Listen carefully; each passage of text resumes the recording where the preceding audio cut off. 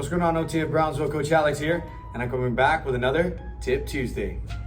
Today's topic is going to be discussing your upcoming benchmark on Thursday, the 500 meter benchmark row. And I'm going to give you a couple of tips or a couple of keys that hopefully will make you perform your best on that 500 meter benchmark row. The first tip is going to be to count on yourselves for this 500 meter benchmark row. Now, we both know that 500 meter benchmark row is a mental battle as much as it is a physical battle. But in order to get through that psychological, obstacle, a good way to think about it, or a good way to attack this 500 meter benchmark, is to count your rows.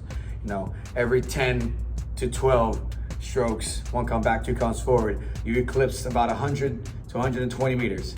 And little by little, you keep counting in sets of 10 to 12. And before you know it, you're at your last 150 to 100 meters, which then you would empty out that tank and go all out to finish that 500 meter benchmark row. Now, your second option can be to just sprint through your 500 meters. Now, those 500 meters is a short distance, but it's also kind of long. So we got to make that sprint last.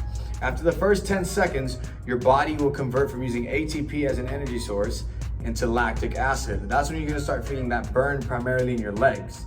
Now, once you've reached that 250 to 300 meter mark, that's when your body's gonna start really questioning yourself. You're gonna start questioning yourself, should I stop, slow down, keep going? That's when you really drive hard off those foot plates and keep pushing through.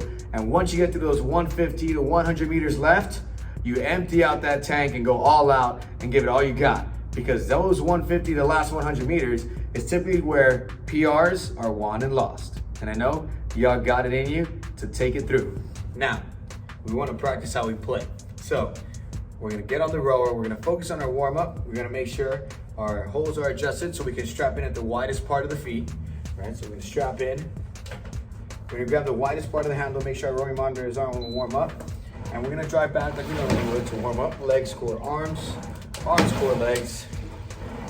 Now, we want to use the top of your toes and these pegs to be able to practice your half and your quarter strokes. Now, to start off, those first couple of strokes in your sprint row, you would normally go reaching for the toes and drive back for that half to get that wattage up to be able to accumulate a little more distance. Once you settle in, you reach for those pegs and get that full quarter stroke in, making your way through that sprint. Once you're gonna finish those last 150 to 100, reach for the top of the toes, cut it back to that half stroke, and finish by emptying out that tank all you got. Are you ready? Because I know I am. We're going.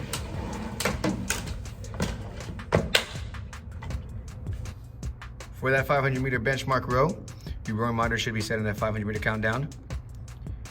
This would be your distance right here, those 500 meters. Your time, your duration. This would be your stroke rate, how fast you're rowing, how many strokes a minute.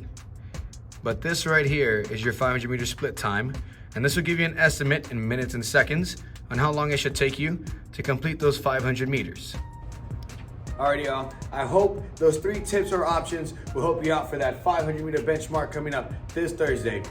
You're prepared. I know you're ready. I know you guys are gonna crush it. Your coaches believe in you. You got your whole OTF family here that will kill it alongside you. Believe in you, support you guys. We got it. The hardest part is showing up. All you gotta do is walk through those doors. You come in here and leave it all on that rower. I'm proud of y'all no matter what.